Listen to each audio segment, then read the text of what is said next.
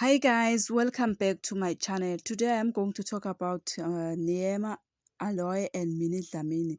Neema wrote apology letter after she posted an emotional comment on social media after she saw a picture of Dr. Monaise and Minnie Dlamini. The comment she wrote was, "He is my partner. Has been for 3 years now. We have 1-year-old son and a business. And just our whole life are intertwined together. And this woman has no shame coming to our home, leaving her used dirty pets everywhere just so I found out. She didn't even care about our son. Meanwhile, she also a mother. Hurt me in the most cruel way. At least she apologizes."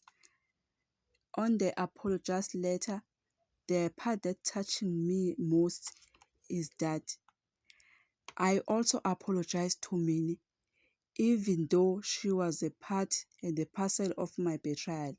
I should have been able to control how I deal with the situation. I thank you guys. There is a proof of a letter that she wrote. I thank you. Please don't forget to subscribe, like, comment, and press notification button to be the first to see whenever I upload it. Bye you. There is a letter.